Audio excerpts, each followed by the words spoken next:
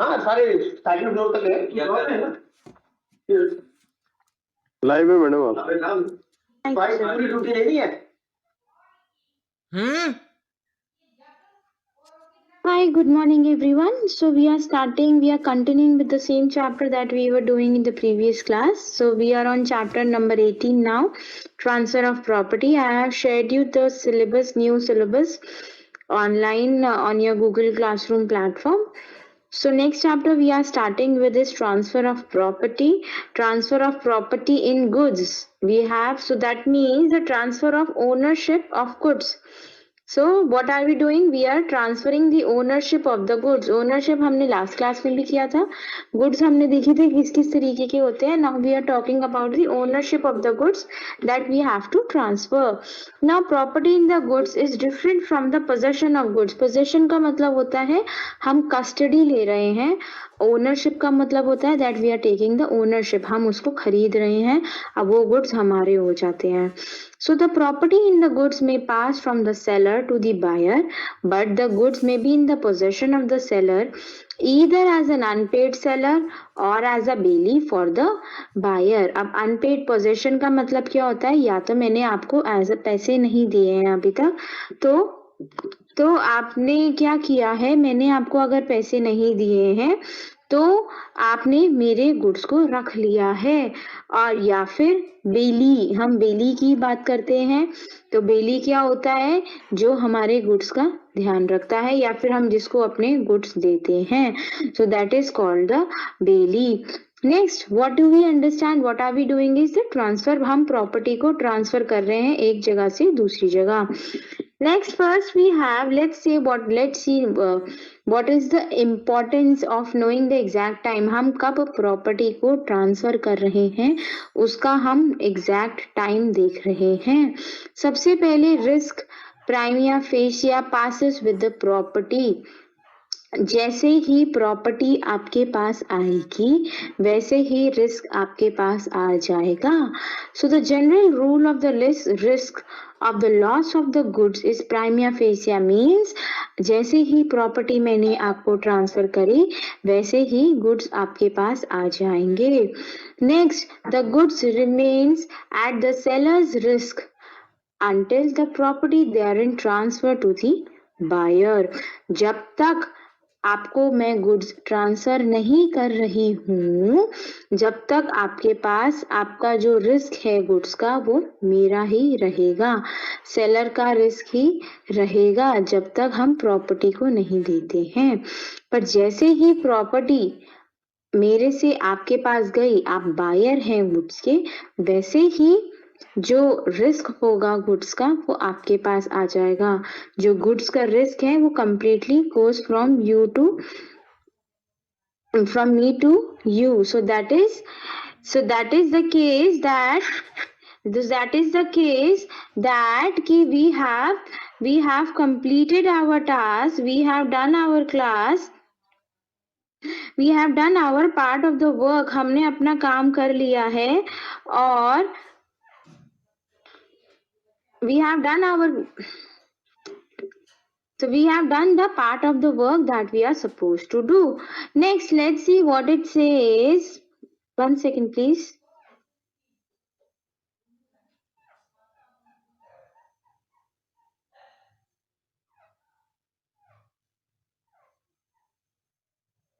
So it says that risk is no test of property passing. हम अगर risk मेरे पास है तो वो एक प्रॉपर्टी को इधर उधर करने का कोई भी लॉजिक या कोई भी एक तरीका नहीं है. अब हमारे पास बोलता है कि ए ने कॉन्ट्रैक्ट किया क्या चीज परचेज करने का 30 tons of apple juice from B. अब बी ने एप्पल्स को क्रश करा लिया और 30 टन्स ऑफ जूस को रखवा लिया अपने पास जो कि डिलीवरी के लिए तैयार था. थोड़े टाइम बाद ए ने मना कर दिया कि मैं ये डिलीवरी नहीं लूंगा. तो जूस क्या हो गया, खराब हो गया और उसको फेंकना पड़ा. अब क्या नुकसान कौन भरेगा, बी भरेगा. प्रॉपर्टी किसके पास थी, बी के पास थी, बट लॉस कौन भरेगा? ए भरेगा। तो इसका मतलब ये है, जरूरी नहीं है जिसके पास प्रॉपर्टी है, हमने जैसे ही आपने मुझे कॉन्ट्रैक्ट कर लिया कि ठीक है मैं परचेज कर रहा हूँ गुड्स को, वैसे ही रिस्क आपका हो जाता है। अब आप डिलीवरी लो या ना लो, खराब हो या ना हो property, automatically risk goes with you. So that is delivery चाहे गुड्स मेरे पास है बट रिस्क हो गया आपका। Next we have the actions against the third party. If after contract of sales the goods has been damaged by the third party, it is only the person with whom the property vests who can take the action against the wrongdoer. अब किसी third party को मैंने बोला कि आप goods, आपने बोला कि आप XYZ को दे दो मेरे गुड्स, मैं ले लूंगा उससे। अगर वो उससे गुड्स खराब हो जाते हैं तो क्या होगा? जो गुड्स है, जो प्रॉपर्टी है, जिसकी भी है, अगर वो आपको बिलोंग करती है, चाहे किसी के पास भी हो, तो आप ही एक्शन लोगे रॉन्ग डूअर XYZ की अगेंस्ट। अगर वो प्रॉपर्टी मुझे बिलोंग करती है तो उसका रिस्क होगा कंप्लीटली मेरा। Next, suit for prices. Generally speaking, the seller can only sue for the prices if the property and the goods has been passed to the buyer. अब सेलर, मैं आपको प्राइस के लिए तभी मांग सकती हूँ जब प्रॉपर्टी मैंने आपको ट्रांसफर कर दी है। अगर मैंने आपको प्रॉपर्टी ट्रांसफर नहीं की तो रिस्क मेरा ही रहेगा।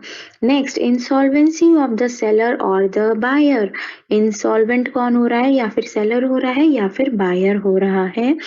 अगर ऑफिशियल असाइनी है जिसके पास गुड्स है तो वो ही रिस्पॉन्सिबल होगा। जैसे एग्जाम्पल है हमारा कि सेलर इंसॉल्वेंट हो जाता है, मैं इंसॉल्वेंट हो जाती हूँ, मैंने आपको डिलीवरी नहीं दी है। अगर मैंने आपको डिलीवरी नहीं दी है तो जो प्रॉपर्टी होगी वो ऑलरेडी आपके पास है। मीन्स आपने मेरे को कॉन्टैक्ट कर लिया कि गुड्स मुझे खरीदने हैं और मैं उससे पहले इंसॉल्वेंट हो जाती हूँ। Then you have to pay the prices for the goods. आपको गुड्स के पैसे देने पड़ेंगे और जो ऑफिशियल रिसीवर होगा उसका कोई भी क्लेम नहीं होगा। नेक्स्ट है transfer of property in specific और ascertain goods. Transfer of property in ascertain और फ्यूचर गुड्स। हम क्या कर रहे हैं? स्पेसिफिक गुड्स क्या है जिसको हम असर्टेन कर सकते हैं, जिसे मैं बता सकती हूँ कि ये वाले गुड्स ऐसे हैं और ये गुड्स ऐसे हैं। आई नो कौन से गुड्स की हम बात कर रहे हैं। सो अब हम बात कर रहे हैं स्पेसिफिक गुड्स की सबसे पहले, कि जिन गुड्स का हमें पता है कौन से गुड्स क्या है। असर्टेन मतलब कौन से गुड्स को हम असर्टेन कर सकते हैं। सो इसके लिए सबसे पहले हम इंटेंशंस देखते हैं पार्टी की, कि हम दोनों जो पार्टीज हैं, बायर है या सेलर है, उसका कंडक्ट क्या है, उसके सर्कमस्टांसेस क्या है। हम स्पेसिफिक गुड्स की बात करते हैं। सो सबसे पहले we are talking when the goods are in the deliverable state. जब हमारे गुड्स हैं वो डिलीवरेबल स्टेट में है, मींस इट इज अनकंडीशनल, कोई भी कंडीशन अटैच नहीं की गई है और दोनों जो अगर हमारी प्री कंडीशंस होती हैं वो फुलफिल हो चुकी है।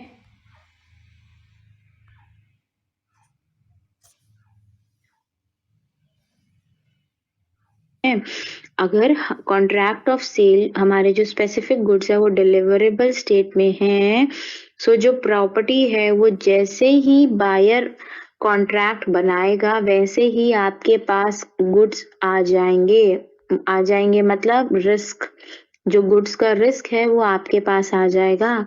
बेशक आप मुझे पैसे बाद में दे या पहले दे, बट रिस्क तुरंत ही आपके पास आ जाएगा उसका रिस्क वॉट एवर डिलीवरी बाद में हो या डिलीवरी पहले हो, but the risk comes to you directly. इसका एग्जाम्पल हम कह सकते हैं, ए ने एक बाइसिकल खरीदी जो हर मंथ के क्रेडिट पे 2000 रुपए के बोली। अब उसने शॉपकीपर को भेजने को बोला एंड शॉपकीपर ने भेज दी। तो जैसे ही उसने कॉल किया कि मैं आपसे ये खरीदता हूँ, इस मंथ के क्रेडिट पे खरीदता हूँ, बाइसिकल मेरी रेडी है। तो जैसे ही मैंने बोला वैसे ही आपका रिस्क आपके पास चला गया, गुड्स का रिस्क आपके पास चला गया। अगर मैं ये कहती कि बाइसिकल में मुझे अभी रिपेयर्स कराने हैं, मुझे उसको ठीक करवानी है, तो रिस्क तब मेरे पास ही रहेगा।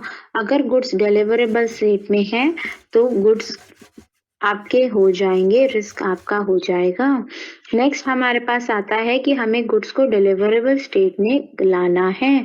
तो जब हमने बोला कि हमें गुड्स को डिलीवरेबल स्टेट में लाना है, इसका मतलब या तो हमें गुड्स को फर्निश करना है, हम रेफ्रिजरेटर खरीदते हैं या फिर हम कोई सोफा परचेज करते हैं, तो वो बोलता है अभी इसकी फिनिशिंग होगी तब हम देंगे। तो जब ये कोई बोल दे कि होगी तब हम देंगे, तो उस केस में क्या होगा, गुड्स जो होंगे उसका रिस्क सेलर के पास ही रहेगा। Next we have when the goods are to be measured to ascertain the price. हमें तोलना है, 100 किलो बाजरा है, 100 किलो चावल है, उसमें से हमें 1 किलो तोलना है। सो जब तक हम उसको असर्टेन नहीं कर ले, जब तक मैं मेजर करके नहीं रख लूं, जब तक प्रॉपर्टी का रिस्क मेरे पास ही रहेगा। जैसे ही मेजर किया और मैंने बोला आपका गुड्स रेडी है, तो वैसे ही रिस्क आपके पास चला जाएगा। नेक्स्ट है when the goods are delivered on the approval। जब हमें गुड्स को अप्रूवल के बेसिस पे डिलीवर करना है। सेल और रिटर्न किस चीज का, सिमिलर आइटम्स का। तो जैसे ही अप्रूवल किससे मिलेगा, बायर से मिलेगा। So जैसे ही signifies his approval or acceptance to the seller the act of adopting the transaction। उसने बोला कि ठीक है मैं गुड्स को एक्सेप्ट कर रहा हूँ, या मैं गुड्स को खरीद रहा हूँ, या मैं गुड्स को आगे प्लेज कर रहा हूँ, वैसे ही क्या होगा, जो गुड्स होंगे वो आपके हो जाएंगे, रिस्क आपका हो जाएगा। अगर आप मुझे नहीं बताते हैं कि मैं ये गुड्स एक्सेप्ट कर रहा हूँ या रीसेल कर रहा हूँ या कुछ भी, आपकी तरफ से कोई इंटीमेशन नहीं आया है बायर की तरफ से, अगर वो इंटीमेशन नहीं आता है तो गुड्स का रिस्क अभी भी मेरे पास ही रहेगा। इसका एक एग्जाम्पल है कि ए ने हॉर्स को डिलीवर किया सेल और रिटर्न की 8 दिन के अंदर विद इन 8 पीरियड्स। हमारे पास अब हम कोई सामान खरीदते हैं तो 30 डेज 15 डेज रिटर्न पॉलिसी होती है। जैसे ही रिटर्न पॉलिसी खत्म हुई, अगर बायर ने कोई इंटीमेशन नहीं दिया कि वो रिटर्न करना चाहता है, तो कंप्लीटली क्या होगा, जो वो गुड्स होंगे वो आपके हो जाएंगे, बायर के हो जाएंगे। सेलर ये अज्यूम कर लेगा कि गुड्स बायर के ही हैं। Clear everyone? Up next we have transfer of property in ascertain and future goods। अब हमें गुड्स को अनअसर्टेन है, फ्यूचर गुड्स है, हमारे पास अभी गुड्स ही नहीं है या फिर हम असर्टेन ही नहीं कर सकते,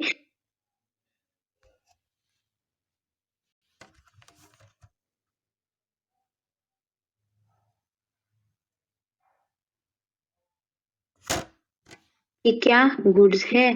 तो ऐसे केस में क्या होगा, जो रिस्क होगा that would be completely seller का रिस्क। जब तक वो गुड्स को ट्रांसफर नहीं कर देता या फिर असर्टेन नहीं कर देता, या तो जब तक मेजर नहीं कर देता, जब तक रिस्क किसका रहेगा, हमारे सेलर का ही रहेगा।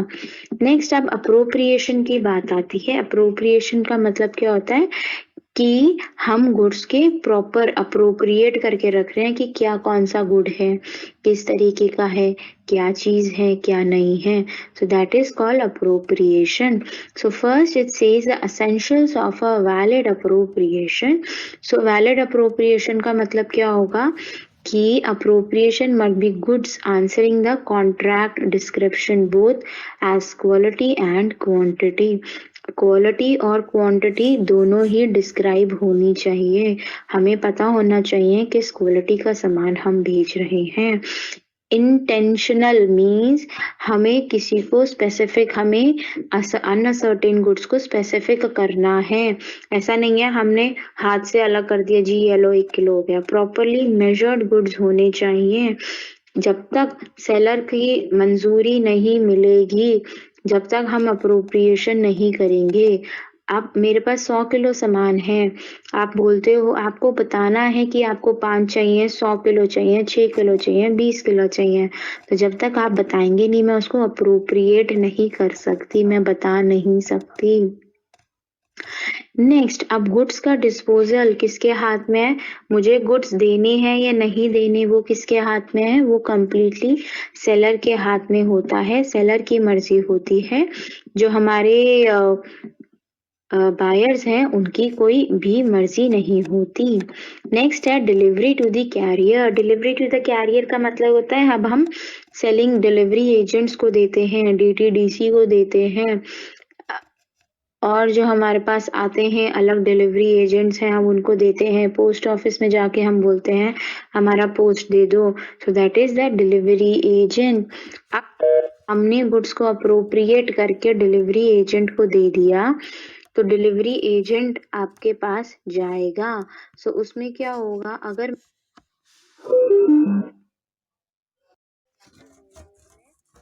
सामान डाल दिया और आपको रेल की उसकी टिकट आपको दे दी, सो ओनरशिप अब किसके पास चला गया? फिर अब सबसे पहले किसके पास गई? रेलवे कंपनी के पास। अब रेलवे की जो रिसिप्ट है मैंने आपको बैंक को दे दी या फिर आपको डायरेक्टली दे दी, तो अगर मैं जिसको भी वो रिसीट दे दूंगी तो वो रिसीट का मतलब जैसे ही जिसको भी receipt मिल जाएगी, so it says that no property passes to the buyer or the delivery to the railway company। सबसे पहले अगर मैं बैंक को दे देती हूँ वो रिसीट, तो अब प्रॉपर्टी किसके पास चली गई? बैंक के पास। अगर मैं प्रॉपर्टी बायर को दे देती हूँ तो किसके पास चली जाएगी रिसीट? तो वो बायर के पास चली जाएगी। नेक्स्ट है transfer by the non owners. मैं गुड्स की ओनर नहीं हूँ, फिर भी मैं गुड्स को ट्रांसफर कर रही हूँ, उसके टाइटल को ट्रांसफर कर रही हूँ। सो सबसे पहला केस आता है N unauthorised cell by a mercantile agent. अब मर्केंटाइल एजेंट क्या होता है?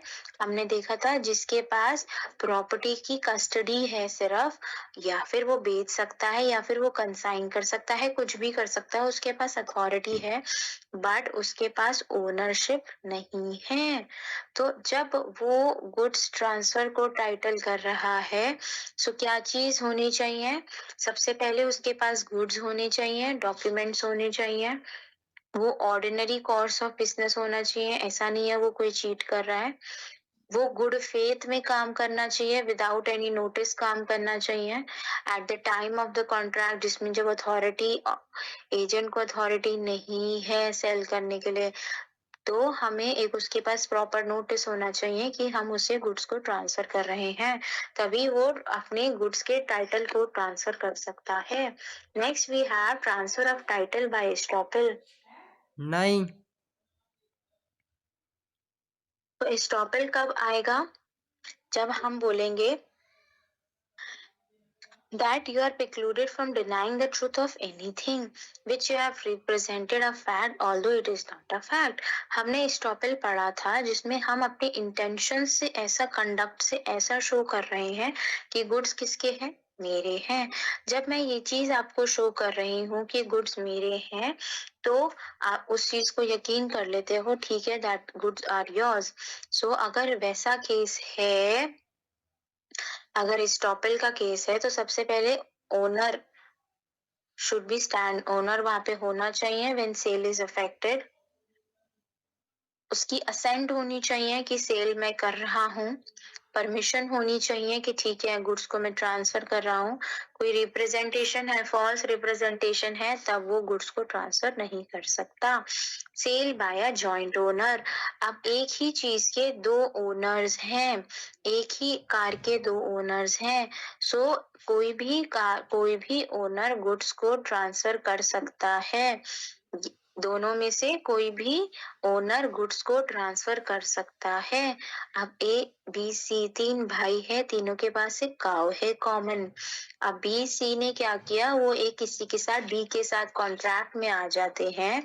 तो अब बी और सी, ए ने बोला ठीक है मैं जा रहा हूँ अभी घूमने, आप इसका ध्यान रखो काऊ का। तो अब क्या होगा, ए ने क्या बोला, तुम बी सी को भी तुम ध्यान रखो। अब बी सी आगे डी को काउ सेल कर सकते हैं, डी के पास काउ का टाइटल आ जाएगा।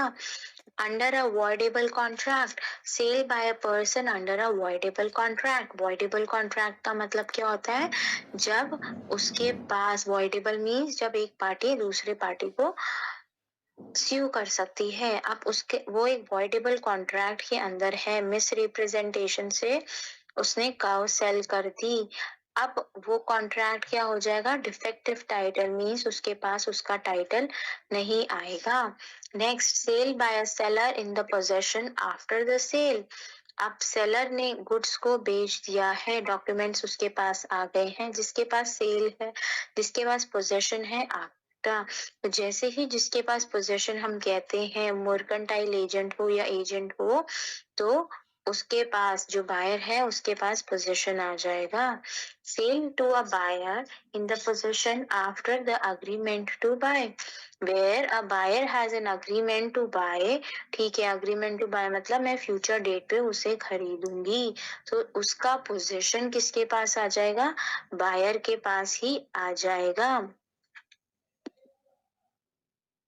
Next we have resale by an unpaid seller. Unpaid seller क्या होता है, जिसको अभी तक पैसे नहीं मिले हैं, उसने सामान बेचा बट उसे पैसे नहीं मिले हैं, तो उसके पास अथॉरिटी है। अगर आप मेरे से सामान लेते हैं, आप बोलोगे 10 दिन में मैं पैसे दूंगा, आप 10 दिन में नहीं देते हैं, मैं आपको फिर से नोटिस देती हूँ कि आप मेरे को मेरे पैसे दो सामान के, आप फिर भी नहीं देते हैं, तो आप मेरे पास ये अथॉरिटी होगी कि मैं उस गुड्स को जो आपने ले रखे हैं उन गुड्स को आगे रीसेल कर सकती हूँ। Next we have exceptions under the other act.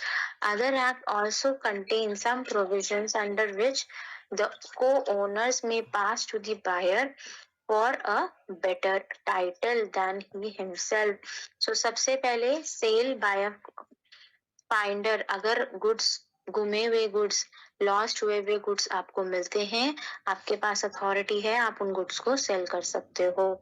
आप कोई प्लेज, किसी ने आपको गुड्स प्लेज किए और उसने पैसे रिटर्न नहीं किए हैं, आपके गुड्स आपके हो जाएंगे, आप उसको सेल कर सकते हो।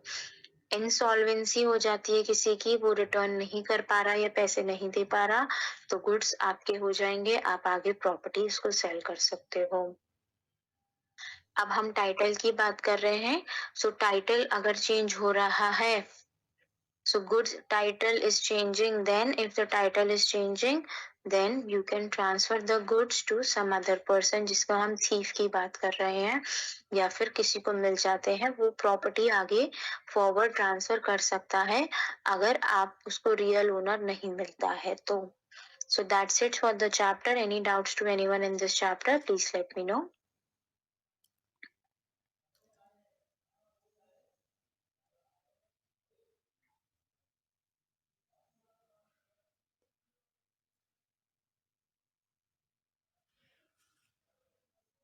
This is the Google Classroom code that I have shared with you. You people can access.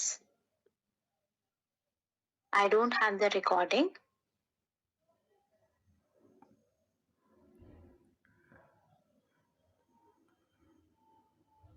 Risk, see अगर इलीगल है आपका दीपिका प्रोडक्ट, तो आपका जो कॉन्ट्रैक्ट आपके सेलर के साथ हुआ ना, वो कॉन्ट्रैक्ट वॉइडेबल हो गया, तो आप उसे sue कर सकते हो अपने सेलर को under a contract which is voidable, means उसने आपके साथ गलत किया है, उसने आपके साथ फ्रॉड किया है।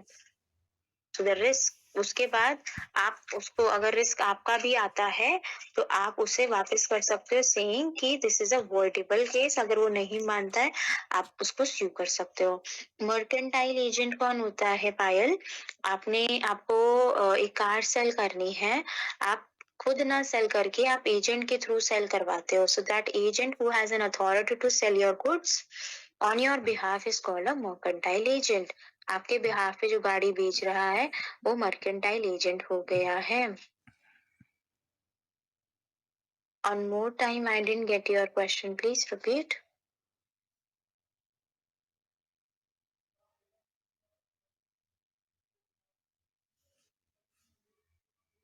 Please repeat your question. I'm starting with the next PDF till then.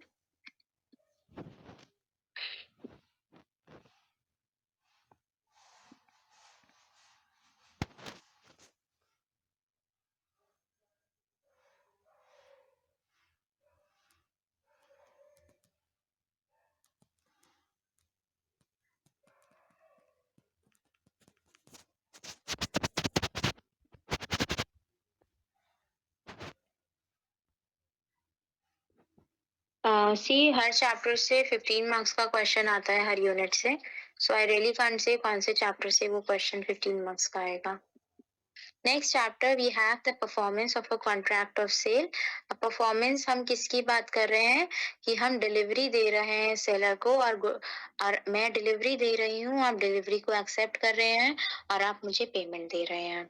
सो अब डिलीवरी से हमारा क्या मतलब है कि वॉलंटरी ट्रांसफर में, ऐसा नहीं जबरदस्ती आपको गुड्स ट्रांसफर कर रही हूँ, मैं आपकी मर्जी से आपकी मर्जी से आपको गुड्स ट्रांसफर कर रही हूँ।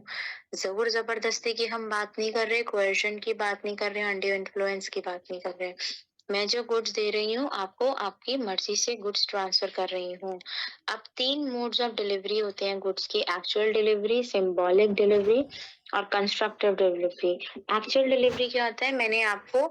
आपने मेरे से बैग बोला, मैं बैग सेल करती हूँ, आपने मुझसे बैग मांगा और आपने बैग, मैंने आपको हैंड ओवर कर दिया, मेरी रिस्पॉन्सिबिलिटी खत्म, कॉन्ट्रैक्ट ओवर, आपने मुझे पैसे दे दिए, that is actual delivery. Symbolic delivery क्या होती है? जब मैंने आपको, आपने मेरे से, मैं कार सेलर हूँ, मैंने आपको car keys they the, that is called symbolic delivery. जिसमें मैंने गुड्स जो की है, गुड्स ना सेंड करके उसकी की आपको दी, that is called the symbolic delivery. अब कंस्ट्रक्टिव डिलीवरी और डिलीवरी बाय अटॉर्नमेंट क्या होता है? अब इसमें क्या होगा, जब सेलर एक्नॉलेज करेगा पोजेशन ऑफ गुड्स को, कब, किसके बिहाफ पे? जब आप बोलेंगे। इसका एग्जाम्पल क्या होगा? When the seller hands over the delivery order to the buyer and the warehouse who was holding the goods as a bailee of the seller agrees to acknowledge to them on the behalf of the buyer, there is a constructive delivery. Constructive delivery का मतलब क्या हुआ? आपने goods खरीदे but आपने बोला आप अभी अपने वेयर हाउस में ही रखो। डिलीवरी बाय अटॉर्नमेंट मीन्स मेरे वेयर हाउस में ही है गुड्स आपके, अब मैं आपको कीज दूंगी, आप वेयर हाउस जाएंगे, वहां से गुड्स लेंगे और आप चले जाएंगे। गुड्स बेचने के बाद भी गुड्स किसके पास है? मेरे पास ही रखे हुए। क्यों? क्योंकि आपने बोला है आप गुड्स को रख लो अभी। नेक्स्ट है डिलीवरी ऑफ गुड्स। अब डिलीवरी रूल्स क्या है? 3 तरीके की डिलीवरी हो सकती है, एक्चुअल हो सकती है, सिंबॉलिक हो सकती है, कंस्ट्रक्टिव डिलीवरी कोई भी हो सकती है। सेकेंड हमारा आता है delivery and payment are concurrent conditions, means delivery होगी तो ही पेमेंट होगी, एक्सचेंज होगा तो ही आपको, मुझे पैसे मिलेंगे। ऐसा नहीं है कि मैं गुड्स ट्रांसफर ही नहीं करती हूँ और आपसे मैं पैसे डिमांड करती हूँ। Getting an advance is a different thing, but that too advance में किसके लिए ले रही हूँ? किसी सामान के लिए ले रही हूँ, किसी चीज के लिए ले रही हूँ। ऐसा नहीं है that I am taking advance that to like any for any no reason. Next है part delivery when the goods is to be passed on delivery, effect of a part delivery. अब हम पार्ट डिलीवरी की बात कर रहे हैं कि छोटे छोटे टुकड़ों में सामान जाता है आपके पास, तो जैसे जैसे सामान जाएगा उस पोर्शन के पैसे आपको मुझे देने पड़ेंगे। और अगर मेरी इंटेंशंस ठीक है कि मैं आपको सारा सामान वापस करूंगी, तो जो प्रॉपर्टी है, सारी प्रॉपर्टी है बायर की, वो आपके पास ही ऑटोमेटिक चली जाएगी, उसके पैसे आप मुझे दे देंगे, वो गुड्स आपको ही ट्रांसफर किए माने जाएंगे। Next, buyer to apply for delivery. अब बायर की मर्जी है कि उसे डिलीवरी कब चाहिए। अगर बायर डिलीवरी डिमांड करने के लिए मना कर देता है तो सेलर को हम ये नहीं बोल सकते कि भाई आपने सामान डिलीवर नहीं किया है, वो बायर की ही रिस्पॉन्सिबिलिटी रहेगी। Next we have time of delivery. Time of delivery का मतलब क्या होता है, जब मैंने आपके साथ कॉन्ट्रैक्ट किया है और आपको बोला कि ठीक है आप सामान की डिलीवरी दे दो, तो मैं आपको टाइम भी बताती हूँ कि इस टाइम के दौरान आप मुझे दो। एक रीजनेबल आवर, मतलब ऐसा नहीं है आप रात को 4 बजे 3 बजे 2 बजे मुझे कुछ भेज रहे हो तो वो वैलिड नहीं माना जाएगा। Next we have the place of delivery. अब प्लेस मैं आपको मेंशन करती हूँ, यह हमारे कॉन्ट्रैक्ट के टाइम पे डिसाइड होता है कि कौन सा प्लेस होगा डिलीवरी का, तब मैं उस प्लेस पे आपको डिलीवर करूंगी गुड्स। अगर मैं कोई जगह नहीं डिसाइड कर रही हूँ गुड्स को डिलीवर करने के लिए, तो जहाँ पे मैंने कॉन्ट्रैक्ट किया था वो डिलीवरी प्लेस मानी जाएगी, मतलब गुड्स आपको वहीं डिलीवर किए किए जाएंगे। आपके ऑफिस में कॉन्ट्रैक्ट बना, आपके ऑफिस में डिलीवर होंगे, मेरे ऑफिस में बना, मेरे ऑफिस में डिलीवर होंगे। So it says that an agreement to sell the goods are to be delivered at a place where at the time of agreement to sell, जहाँ पे सेल का अग्रीमेंट बना वहां पे गुड्स डिलीवर किए जाएंगे। फ्यूचर गुड्स है, वहां पे गुड्स डिलीवर करे जाएंगे जहाँ पे गुड्स बनाए जा रहे हैं। Next we have the delivery of goods where they are in possession of third party. Third party के पास गुड्स है, कंस्ट्रक्टिव डिलीवरी हम इसे कहते हैं। इसमें क्या होगा कि थर्ड पार्टी वेयर हाउस के पास गुड्स है, वेयर हाउस ओनर के पास गुड्स है, आपने मुझे कांटेक्ट किया, मैंने वेयर हाउस को कांटेक्ट किया, फिर वो आपके पास गुड्स जाएंगे, दैट इज कंस्ट्रक्टिव डिलीवरी। सो मेरे बिहाफ पे वेयर हाउस आपको गुड्स डिलीवर करेगा जब आप मुझे ये बोलेंगे कि मुझे गुड्स की डिलीवरी लाइट आ गई मम्मी। चाहिए। एक्सपेंसेस कौन बियर करेगा डिलीवरी के? सेलर ही बियर करेगा, अनलेस एंड अनटिल मेंशन हो बायर उस चीज के गुड्स को, बायर उसको एक्सपेंसेस को डिलीवर करेगा। Next we have delivery of wrong quantity and different quality. मेरी तरफ से गलत सामान चला गया और गलत क्वांटिटी चली गई गुड्स की, तो मेरी रिस्पॉन्सिबिलिटी है उसको ठीक करना। सबसे पहली बात, आपके पास के ऑप्शन है, या तो आप सारे गुड्स को रिजेक्ट कर दोगे जी, या तो सेकंड, 1 सेकंड प्लीज, या फिर आपके पास ऑप्शन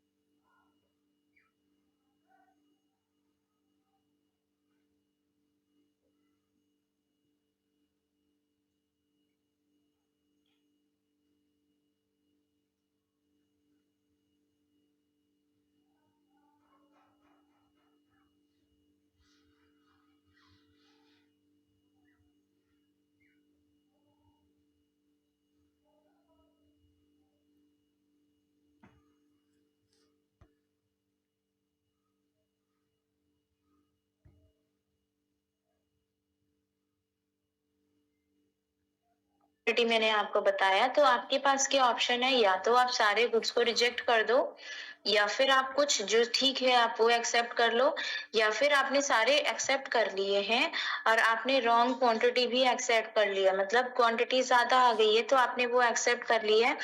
या फिर आपके पास ये भी ऑप्शन है कि आप मुझे वो बचे हुए गुड्स वापस नहीं कर रहे हो, तो आप वो भी कर सकते हो।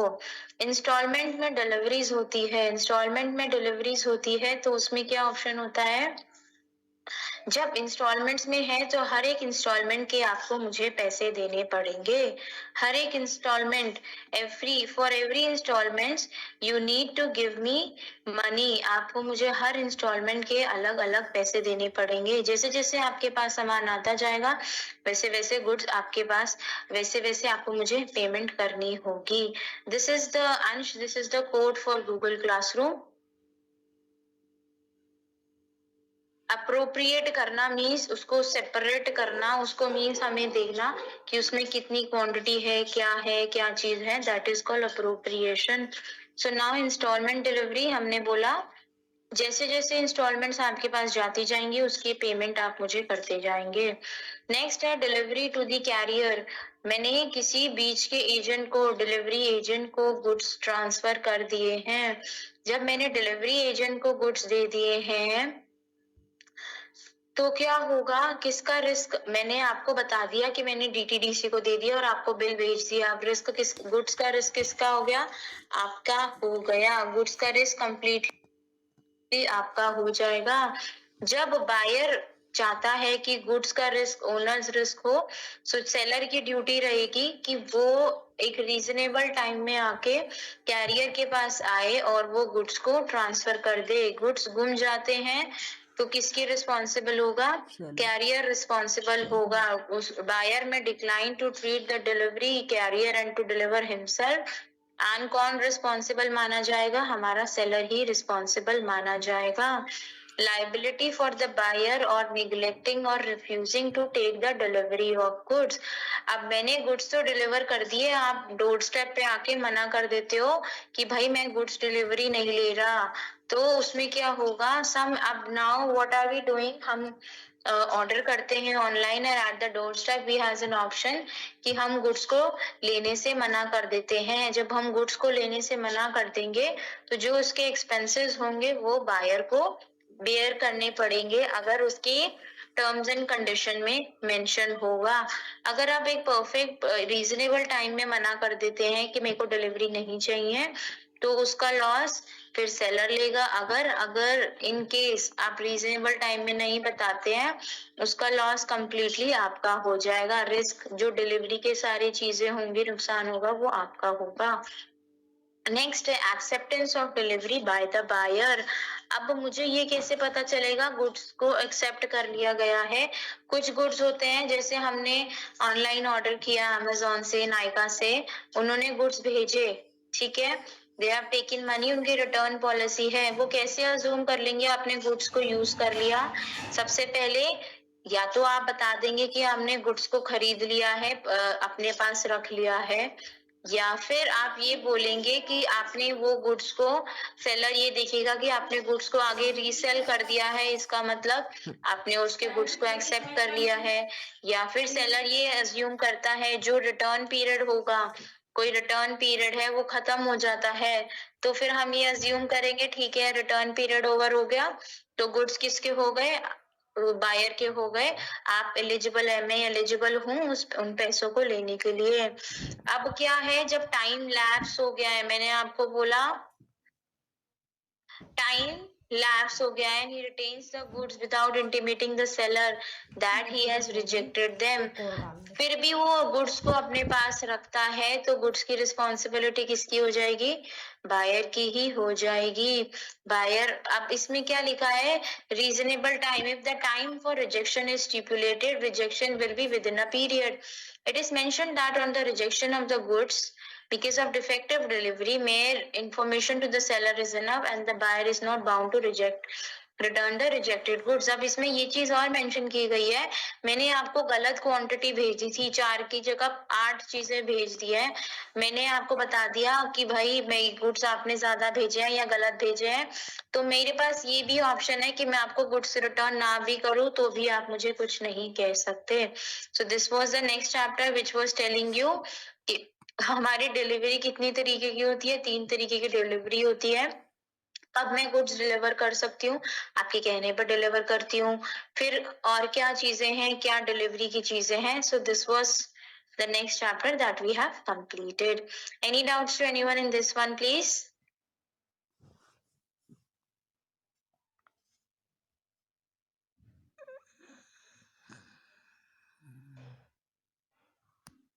Syllabus is there online on Google Classroom.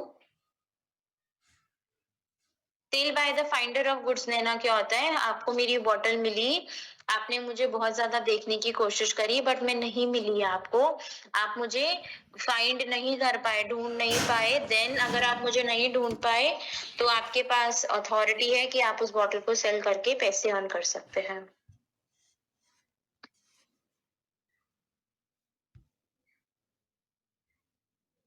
Delivery के टाइम अगर गुड्स को खराब हो जाता है, सो सी अगर मैंने आपको गुड्स ट्रांसफर कर दिए हैं, मैंने आपको गुड्स अगर ट्रांसफर कर दिए हैं, रिस्क आपका है डिलीवरी के टाइम की क्या होता है। अगर रिस्क मेरे पास है, मैंने आपसे फुल पेमेंट नहीं ली है, रिस्क अभी भी मेरा ही रहेगा। आपने फुल पेमेंट दे दी है, आपने फुल पेमेंट के अलावा भी आप गुड्स ट्रांसफर हो गए हैं, मैंने आपको स्लिप दे दी है, कॉन्ट्रैक्ट बना दिया, गुड्स आपके, रिस्क आपका। हमारे बीच में अभी कोई कॉन्ट्रैक्ट नहीं बना है, मैंने सिर्फ गुड्स आपको भेजे हैं, सो गुड्स का रिस्क अभी भी मेरा ही रहेगा। से हमें पेमेंट से कोई मतलब नहीं होता, पेमेंट हो या ना हो, अगर आपने मुझे गुड्स के लिए कॉन्ट्रैक्ट किया, कॉन्ट्रैक्ट बन गया, गुड्स सेल हो गई, तो वो आपका ही रिस्क रहेगा। Payal, every chapter, every unit would be most probably 15 marks, 5 units 15 marks. The question can come from कोई भी यूनिट से, कोई भी चैप्टर से क्वेश्चन आ सकता है, ऐसा नहीं है कि इससे आएगा और इससे नहीं आएगा। Let's do the next chapter for this unit. Yes, next we have rights of an unpaid seller. अब सेलर को आपने पैसे नहीं दिए हैं, so he is an unpaid seller, कि उसको कोई भी पैसे नहीं मिले हैं, वो अनपेड सेलर है। या फिर उसको बिल्स ऑफ एक्सचेंज मिल गया है और जब वो बिल एक्सचेंज को उसने वो गया पेमेंट के लिए, वो डिसऑनर हो जाता है, तब वो एक अनपेड सेलर माना जाएगा। अनपेड सेलर के क्या कैरेक्टरिस्टिक्स होंगे? वो कैश में सामान बेचे, क्रेडिट पे सामान नहीं बेचना चाहिए, तभी वो अनपेड माना जाएगा। या फिर होली या फिर पार्टली, हम पोर्शन की बात कर रहे हैं, प्राइस की, तभी वो माना जाएगा कि वो एक अनपेड सेलर है। Next we have rights of an unpaid seller. के पास क्या क्या राइट्स अवेलेबल है? Against the goods,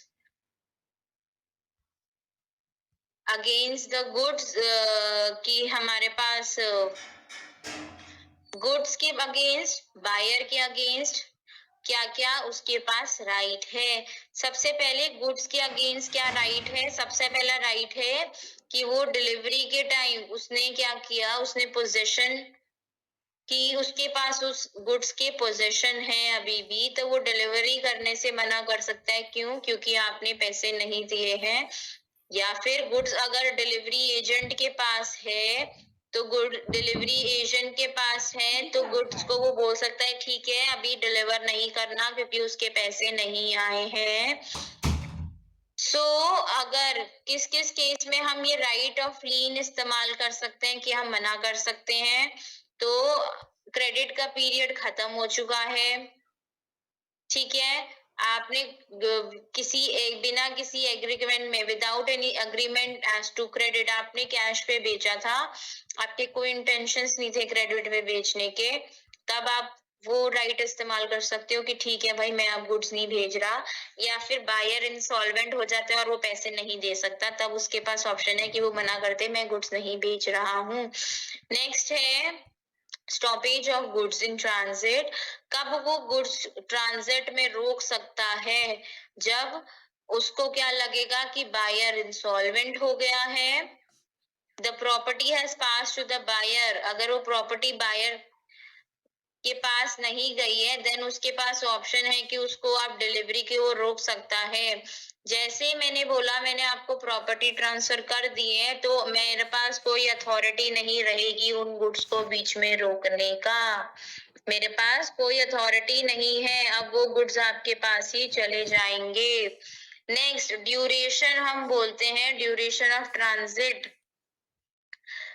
duration of transit को कौन क्या क्या कहता है? ड्यूरेशन, ट्रांजिट का ड्यूरेशन क्या है उसको हम एक्सरसाइज कर सकते हैं या नहीं कर सकते। सो बायर के पास गुड्स की ट्रांजिशन चली गई है, अथॉरिटी चली गई है, तो बायर तो सेलर उसको स्टॉप नहीं कर सकता, वो बायर्स की ही अथॉरिटी हो जाएगी। He can not, the seller can not exercise the right of stoppage. कब? फाइनल डेस्टिनेशन पे गुड्स पहुंच गए हैं और आपके एजेंट ने ले लिए हैं गुड्स, मैं गुड्स को नहीं रोक सकती। आपने एक्नॉलेज कर दिया है कि मैंने गुड्स ले लिए हैं, डेस्टिनेशन पे गुड्स पहुंच गए हैं और आपने ना लेके आपके एजेंट ने ले लिया या फिर और किसी कैरियर मिडलमैन ने आपसे गुड्स उठा लिए हैं, तो वो हो गया है। मैंने आपको गलती से गुड्स डिलीवर कर दिए हैं, your carrier wrongfully refuses to deliver to the buyer or his agent, उसने क्या गलती से मना कर दिया, या फिर जो डिलीवरी है पार्ट डिलीवरी है, मेरे कोई इंटेंशंस नहीं है, तो जो रिमेनिंग गुड्स है वो ट्रांजिट में मैं उन्हें रोक सकती हूँ। क्लियर? नेक्स्ट है, wait, I'll just do the important part. Right of resale, किसके पास रीसेल का राइट है? जब गुड्स पेरिशेबल नेचर के हैं तो आपके पास राइट है, आप फाइंडर हैं गुड्स के, आपको गुड्स मिले हैं, गुड्स क्या है? पेरिशेबल, खराब होने के फ्रूट्स वेजिटेबल्स हैं, तो आपके पास ऑप्शन है आप उन्हें बेच दोगे। Where such a right is expressly reserved in the contract in the buyer should make a default, buyer के पास ऑप्शन है कि वो डिफॉल्ट कर सकता है, एक्सप्रेसली कॉन्ट्रैक्ट में मेंशन है, तब आपके पास राइट है आप गुड्स को बेच दो, सेलर आगे बेच देगा। या फिर seller has given a notice to the buyer of his intention, आपने गुड्स के पैसे नहीं दिए हैं, मैं आपको दोबारा से नोटिस भेजूंगी, आप फिर भी गुड्स के पैसे नहीं देते हो तो मैं आगे गुड्स बेच सकती हूँ। तो ये गुड्स का, मेरे राइट्स ऑफ अ सेलर किसका? गुड्स के अगेंस्ट है। अब आपके अगेंस्ट में क्या कर सकती हूँ? सबसे पहले मैं आपको स्यू कर सकती हूँ या फिर मैं आपको बोल सकती हूँ आप मेरे को मेरे पैसे दो, मैं आपको आप पे केस कर सकती हूँ कि आपने गुड्स खरीद के पैसे नहीं दिए हैं। आप गुड्स को एक्सेप्ट नहीं करते हो डेस्टिनेशन पे आके, तो जो भी डैमेजेस होंगे, जो भी एक्सपेंसेस होंगे, मैं आपको बोल सकती हूँ आप उसको पे करो। नेक्स्ट है स्पेशल डैमेजेस और इंटरेस्ट। अब आपको मैंने गुड्स ट्रांसफर कर दिए, पहले आपने 2 मंथ्स बाद मेरे को, मैंने सारे एक्सपेंसेस इनकर करके आपको गुड्स ट्रांसफर कर दिए, सो उसके ऊपर जो भी इंटरेस्ट लगता है डैमेजेस के अलावा वो सब कौन भरेगा? बायर भरेगा। नेक्स्ट है बायर के पास, अब आपके पास क्या राइट्स है? सेलर के अगेंस्ट, मैं गुड्स को डिलीवर नहीं कर रही हूँ, आप मुझे स्यू कर सकते हो कि मैं डिलीवर नहीं कर रही हूँ। अब आपने मेरे को कोई रेयर पिक्चर बनाने को बोला और मैं वो नहीं बना रही हूँ या स्पेसिफिक परफॉर्मेंस नहीं कर रही हूँ, तब आप मुझे स्यू कर सकते हो दैट मैंने परफॉर्मेंस नहीं करी है। नॉन परफॉर्मेंस के लिए कि ब्रीच हो गया है कॉन्ट्रैक्ट का, सेल है तो आपने वो चीज नहीं पूरी करी तो आप मुझे स्यू कर सकते हो। नेक्स्ट है suit for damages for breach of warranty. Breach of warranty किसके अगेंस्ट है? सेलर के अगेंस्ट है, और बायर आता है suit for damages for breach of warranty, warranty थी गुड्स की और वो खराब हो जाते हैं, उसका ब्रीच हो जाता है, तो बायर के पास क्या ऑप्शन है? या तो डैमेजेस के लिए उसको स्यू करने का, या फिर वो ये भी बोल सकता है कि प्राइस कम करो, या आप अपने गुड्स को दोबारा से मुझे एक फ्रेश प्रोडक्ट दो. Sued for rescission of a contract and for damages for the breach of condition. So breach of the condition क्या entitle करता है बायर को कि वो कॉन्ट्रैक्ट को repudiate means cancel भी कर दे. So where there is a breach of condition by a seller, the seller buyer क्या कर सकता है, कॉन्ट्रैक्ट को कैंसिल करके डैमेजेस के लिए उसको sue कर सकता है. नेक्स्ट है sued for recovery of price together with the interest. अब हमें रिकवरी करनी है प्राइस की. सो जैसे ही हम प्राइस रिकवर के लिए हम बोलते हैं इंटरेस्ट के साथ, हमने ऊपर क्या बोला कि मैंने आपको गुड्स बेचने हैं, तो गुड्स के साथ जो भी उसके ऊपर इंटरेस्ट बनता है वो सारा मुझे आपको पे करना पड़ेगा. नेक्स्ट हमारे पास आता है ऑक्शन सेल का. ऑक्शन सेल क्या होती है, जैसे जब बिडिंग होती है, दैट इज ऑक्शन सेल. कोई किसी को पैसे नहीं देगा तो वो बिडिंग होगी, so that is an auction sale. जब गुड्स को हमने सेल में रखा है, so that is a different. Lots में रखा है, रिस्क किसका है, उसका है, सेलर का है जो सेल कर रहा है. सो हर एक लॉट का डिफरेंट कॉन्ट्रैक्ट ऑफ सेल बनेगा. अब ऑक्शन सेल का हमारे पास ऑप्शन आता है कि कौन कौन ऑक्शन सेल का पार्ट हो सकता है. अब ऑक्शन सेल क्या है, हाईएस्ट बिडर होता है, हम ऐसे हैमर मार देते हैं, that is the highest bidding, और वो गुड्स सेल हो जाते हैं, दैट इज ऑक्शन सेल. अब से ऑक्शन सेल में क्या चीज हो सकती है, अब ऑक्शन सेल हर किसी के लिए वैलिड नहीं होती है. अब आईपीएल के ऑक्शंस होते हैं, it is an auction sale but it is not invite. हर किसी को इनवाइट नहीं किया जाता है एक ऑक्शन सेल के लिए. जो भी उसके वैलिड पार्टिसिपेंट्स होते हैं उसी को बुलाया जाता है ऑक्शन सेल के लिए.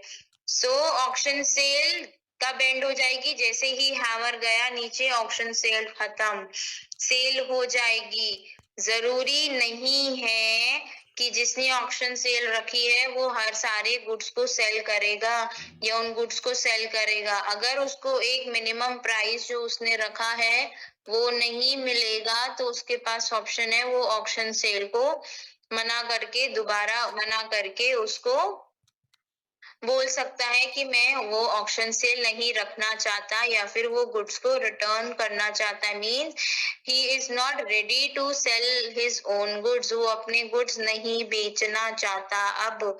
सो this was remedies for unpaid seller. Unpaid मतलब उसने गुड्स सेल कर दिए हैं बट कहीं ना कहीं उसको पैसे नहीं मिले हैं, so he is an unpaid seller. So these were the rights that an unpaid seller has. First क्या था हमने पढ़ा, एक बायर के अगेंस्ट है और एक गुड्स के अगेंस्ट है, दोनों के अगेंस्ट क्या क्या राइट्स अवेलेबल है वो हमने सारी इसमें कवर करी है. So we are done with the next unit which sale of goods act. Now tell me what are your doubts.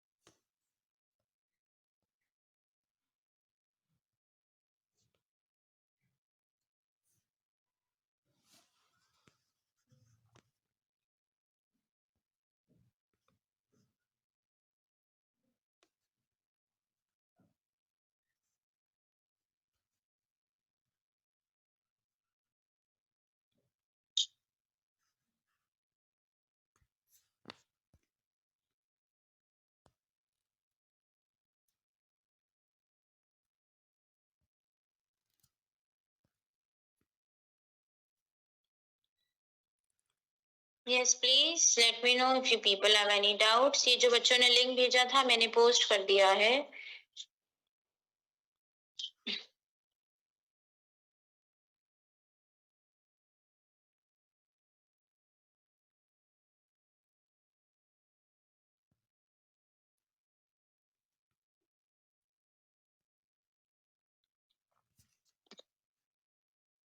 ये गूगल क्लासरूम का लिंक है जो मैंने अभी आपको भेजा है.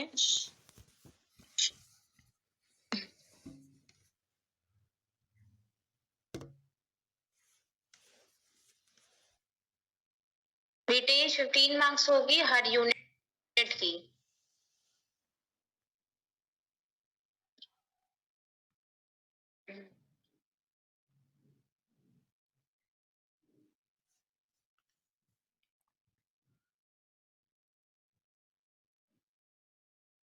ऑक्शन सेल का दीपिका मतलब क्या होता है कि अब बैंक ने किसी को लोन